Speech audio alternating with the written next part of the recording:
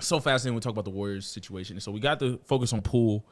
A lot of what people are on Poole, but there's an entire theme to this. Kuminga is in that conversation too. Mm-hmm. And when we talk about what went wrong with the Golden State Warriors this season, I think even before the Draymond Green punch, is management. I think management made a gamble, and it failed. I'm not mad at the gamble because I understand it. They gambled on the new, young core that was supposed to take them. Jonathan Wiseman was a part of that. Kuminga was supposed to be part of that, and Poole was the face. Yeah. And Moody as well, who I actually really like Moody. Don't forget they gave the bag to Andrew Wiggins. Well. I like Wiggins too. Wiggins, but the new guys, those were the big four, right? Wiseman, they had to trade because he just, not even just getting injured. If you watched him play, he was lost on defense, lost on offense. I'm like, you can't be lost on both sides of the court at this stage. I was like, they got to trade him. But he was the answer to Anthony Davis. He was supposed to be the answer to Yoke. He played quite well in Detroit. I think that the style of play with the Warriors, it should have fit him well because he could roll to the basket, easy lobs, rebounds. But I think that he's more of a grit and grind like the Pistons are, unfortunately for him, because now he's in Detroit and they are terrible. Terrible. And there's pressure in the Warriors. There's a lot of pressures. Very true. Pressures and side-eyeing and people, hey, bro, when you getting, that's very true. Especially after the Warriors won the championship, everyone's looking at them like, hey, you guys are supposed to be, can win at least another 1-2. Exactly. And Wiseman obviously not working out. Kuminga, my biggest issue is with Kuminga, really. Kuminga was the most disappointing to me watching the tape. And like I said before, it was a gamble on the new generation that really ruined the Warriors season. They got rid of Otto Porter Jr. They didn't re-sign him. They even let Gary Payton Jr. go. And that's something Curry, Draymond Green, Klay Thompson, all the older guys were like, no, we wanted Gary Payton Jr. to stay. Yeah. But they got rid of these. They got rid of Gary Payton and Otto Porter Jr. Otto Porter Jr.'s minutes were supposed to go to Kuminga. Kuminga was supposed to be a huge part of their season. Yeah. Gary Payton Jr.'s minutes was really supposed to go to Jordan Poole and Moody. And you understand it because it's like the young core, these guys, top 4 picks, but no one played out. Kuminga, I got to say, number one, Jonathan Kuminga, disappointment because he didn't work on his game. No, not at all. You could tell. And it was like you were in the finals, and even in the finals, I was a person, too, that said they're probably going to have to play Jonathan Kuminga against Tatum and Brown if they want to win. Yeah. And he couldn't be on the court. And they won without him. And it was like, okay, well, that should be fire, right? You know, Otto Porter Jr. is taking your minutes. Mm-hmm. They get rid of Otto Porter. Okay, bro, you're the next guy. You're the guy now, right? You're the guy now. And you better learn how to play defense. You better learn how to knock down some shots. And if he does that same spin move,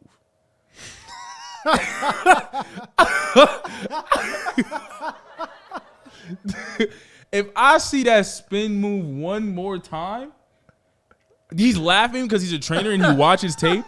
That dude does the same spin move since his rookie year. And he telegraphs it as well. So it's not like a regular, pick up spin move. He's telegraphing because he's leaning his body to one side pretty heavy. So he has to turn. And his inability to shoot, I won't say that he cannot shoot, but his inability to knock down open shots at a high clip, I would say 34 to 35% on a consistent basis.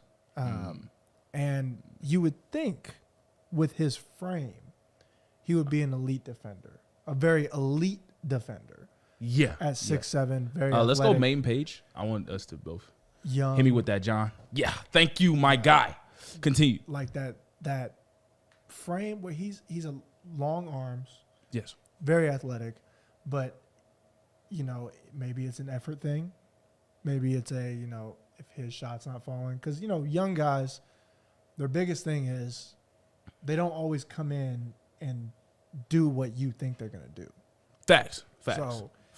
The pro comparisons to these kids that are 19 coming into the league, they're like, oh, they're going to be this dude. And it's like, okay, well, he's 19. And his name is not Luka Doncic. So yeah. And Yuka's been playing professional since he was like 14. Exactly. 15, 15. So it's like, come on, man. But my biggest problem with Kuminga, and like I said, it is because he's young, obviously, is I feel like he should have took the approach. I don't know if you listened to DeJounte Murray talk about his time at the Spurs. Mm-hmm. And he was like, they told me, bro, the veterans there and everybody was like, hey, bro, you want to touch the court, play defense. Exactly. You want to touch the court, bro, play defense, and then your offensive game can show. And Kuminga's biggest, comp was Kawhi. And everyone knows Kawhi Leonard was known for his defense in the Spurs. You want to touch the court, and it's old school basketball. Yeah. You're not touching the court, and you as a trainer probably know this. Mm-hmm. No one touches the court unless you play some defense. It don't matter how good the offense is. If you cannot play a lick of defense, you're not going to see a lot of the court. Exactly. And if we want to talk about James Harden, one of the greatest scorers ever, he was a defensive player when he got in the league. Yeah. He was a defensive player for the Thunder as a six-man. So the reason why my problem with Kuminga is, like I said, you miss out on playing in the NBA Finals. And you don't work on defense. The minutes are coming now. Defense and three-point shooting in the same spin move.